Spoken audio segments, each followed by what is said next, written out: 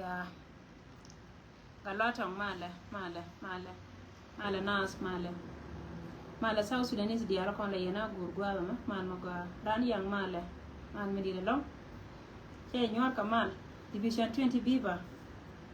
che nyor kamal netina luanga ko bia chia alar ma pe me we kan e kon alar ma pe me we kan e kon laran pe me jel ka pe da long gore je de chobwa ni dia ten kon ten e kon te katin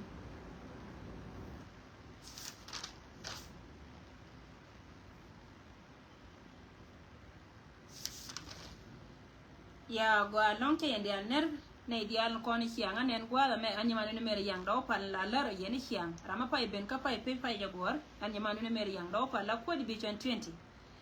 espele ayo division 20 ala wo jen kuare na me rai keji ka biro do pal pin ko jen bana te ke lian ka la retin kon gor kon ke wo bi ben ta ma ka bana lian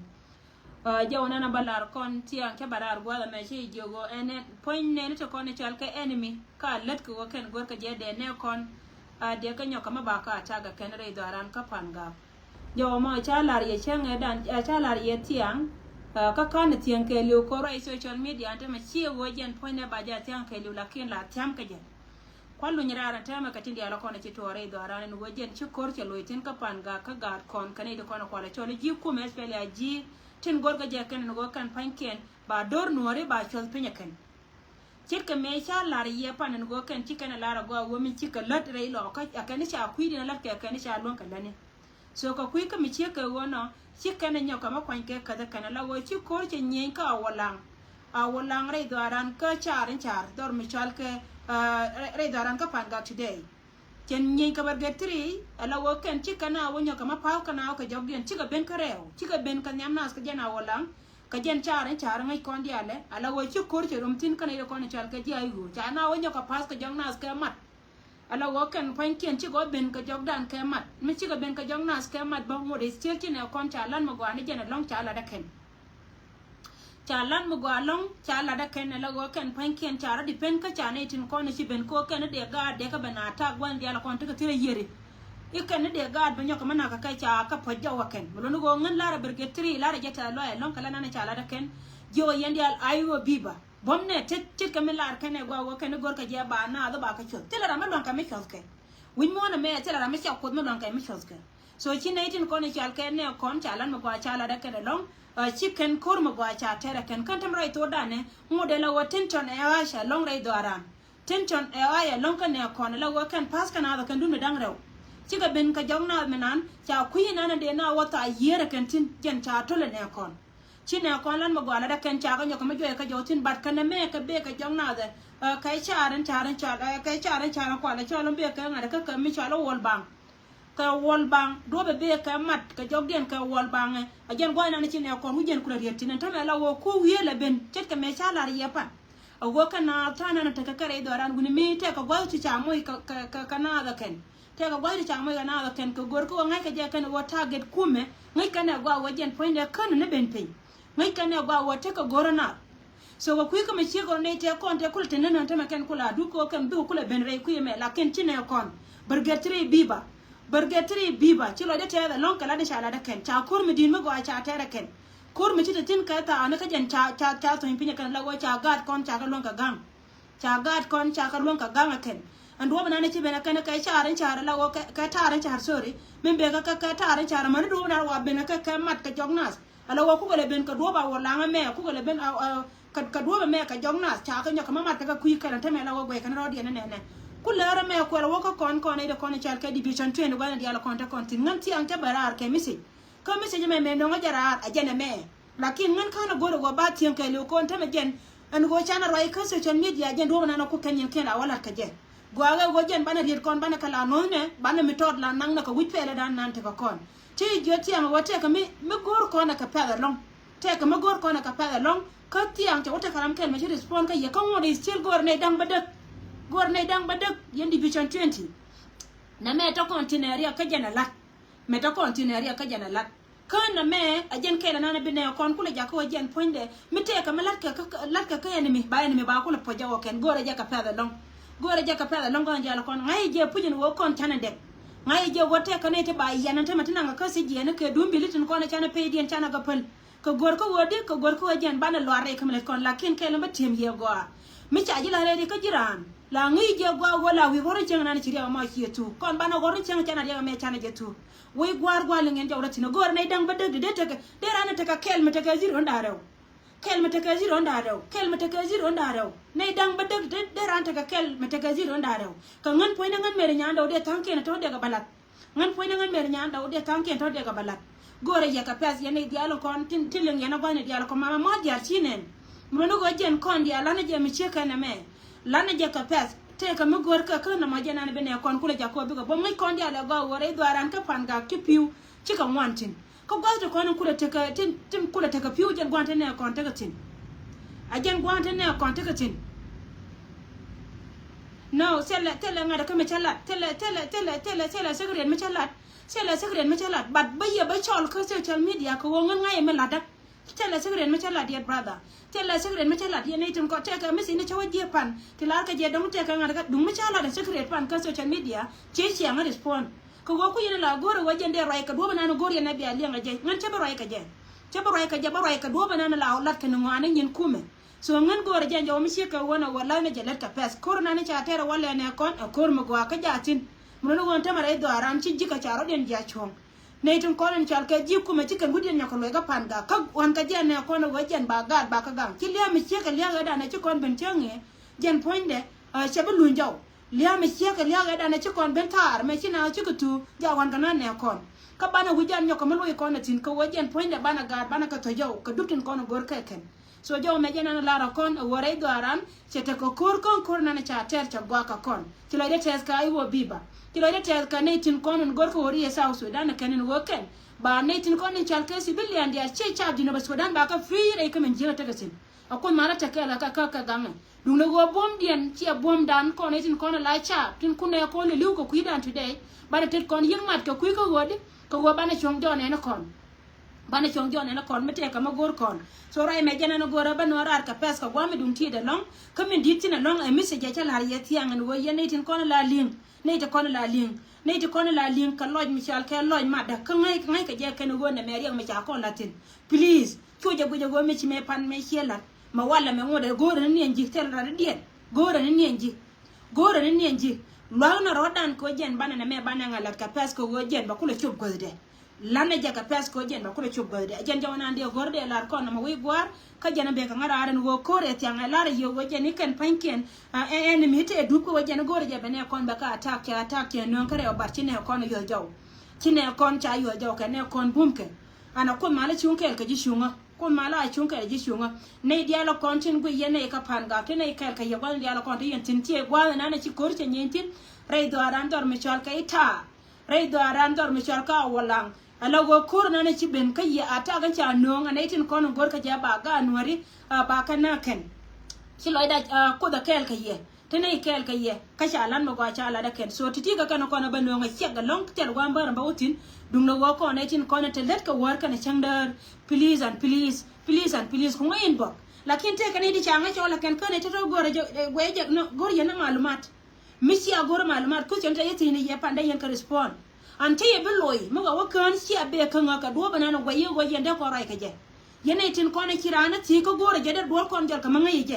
gira mo ngan la ngai je wo gira me chaja ko go ka ne de ko la ene mi ko ngai ye lo ga dien ngan rai yen karama ngai me la de ala me la da ngai ye lo de mo no go yene de ko la ri nga ka yen bo mi se gira anda la ngai je wo ci jina randa an chuje di won wo je na ba rai ka ji ka we na no go yi elle ni me wi go ben ka do de me na bi ku chana ka de ko ne bi ka loy mo ko loy okay kala desperate ka yokun yana da kon chal ka na tin gor yana wode yana baga biya ben contribute ka waje na biya sikre na kula ngai tele je ngode la wo guje na me pelle ka ngai me lada muno no yana tin kon la yana wo ben la ja enemy ti la ja ka enemy ngai ye go ya kon tin tin muno no yokun ti yen kon dia la kon gor yen ka ci ga be ben bangwa me kan yen tin kon la yen ko ci tin goya en waje na ba ya kula kam sikre ka je ko won nuor la welien ko jen che gor wo chen hayi mum lede lakini yene de kon la ja la ngai je wo jen ja kaniye so na me jenande kam kon yene di ala kon ti la lingwa na me kama yene de kon chen en bo no go ra yen karamete wuje kana liu kan loy de na me ngai je wo jine na mi plan ko ngoni ngai je wa melodi lengo mulo no tela do mi chalo go bichun ka je kuina na tatin ngai melodi ke lew ka kui ka mi che ko na jenande mat kon mere uda e dum penni te konte ja non pette konte ladda ka pettin konte ta ground chi pette konte pin pette konte pin min lal kana je no a kone de kono ko le choli ji ayugo a kui kor na no ngore idwara mulo no gonta men te kala mala puro de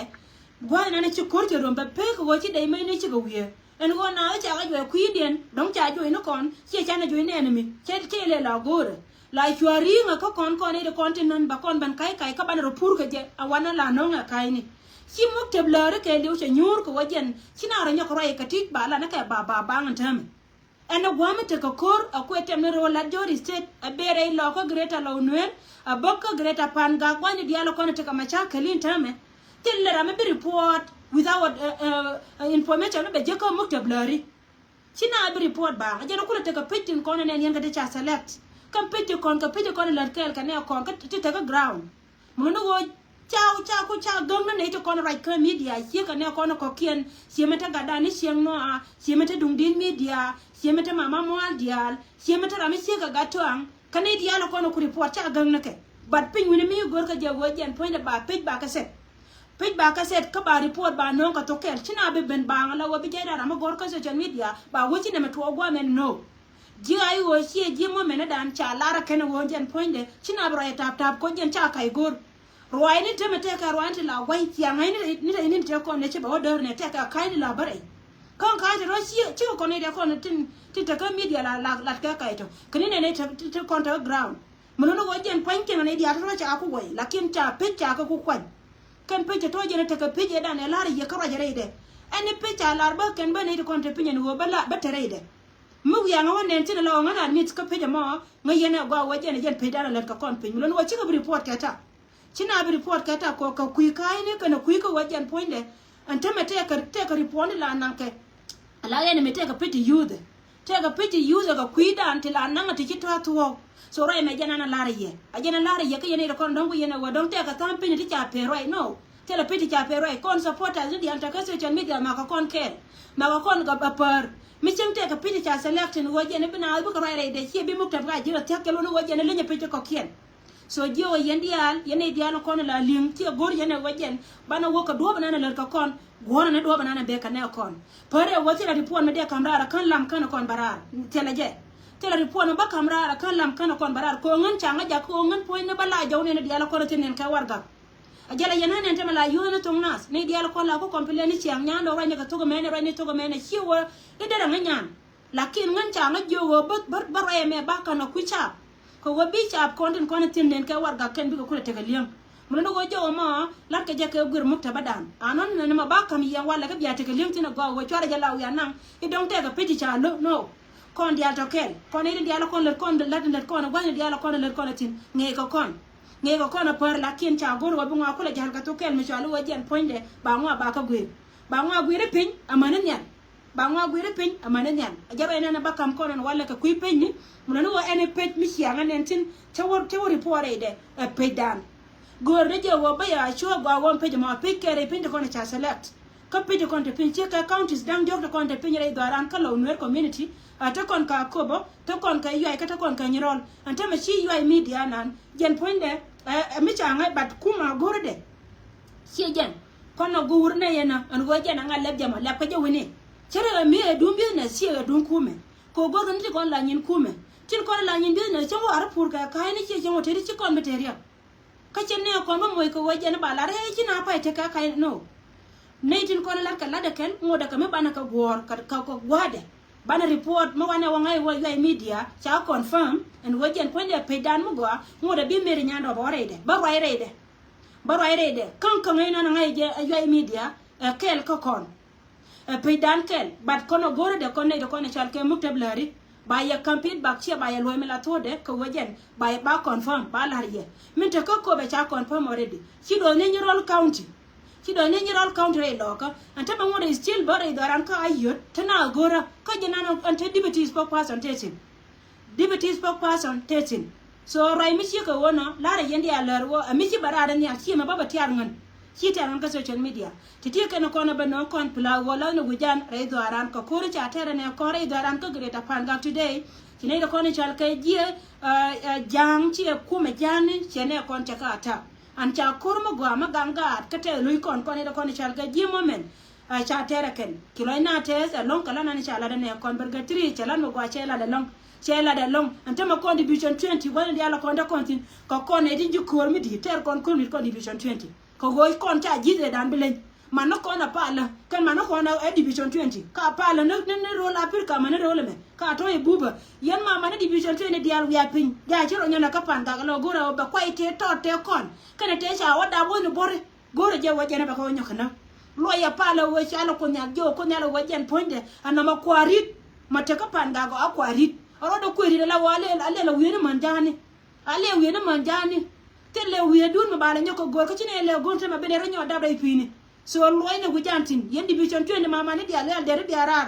lada mo ngo bia pal bia nyo kane ku idoran kon etin kon chal ketete dan ka latin to kon ka yumini ti la wori ngada kare koy kurunwa alla dana godi go bana ka gor na jibone kana ne de kon gor ko na ken wana tina jala dana ma kon division 20 ban dia ko kon tin so ti kana kon kama kon ka lo ko bia ga sia ka ne kon ka lane chere ka me ci jida jala cha wa ma me ti la de lia jin mi tire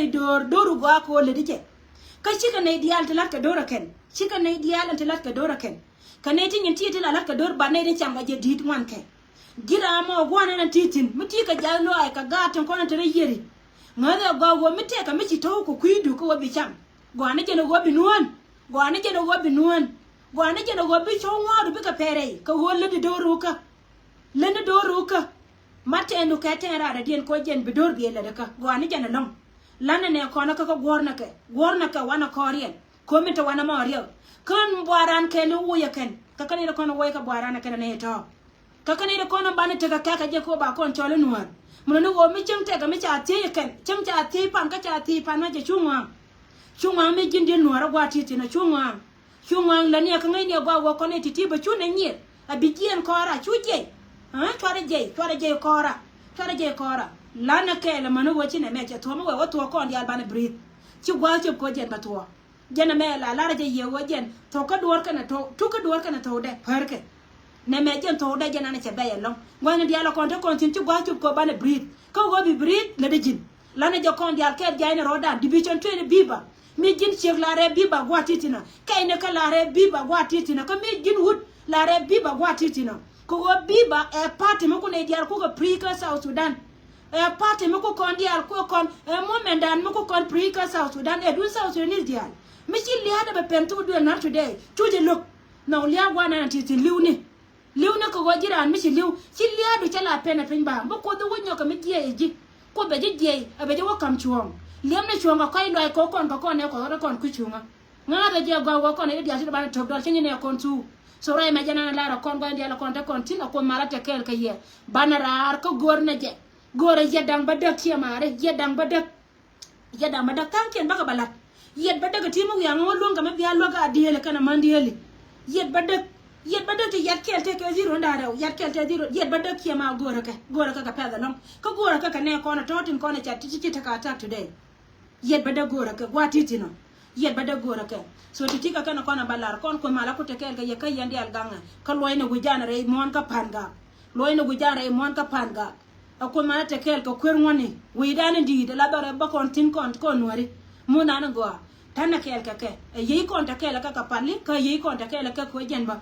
bana ka lo ka tin ya lo kon lo ka ne kon titi kana kon bara ko gara ka bana le jen wala division 20 bi ba ma yende ala par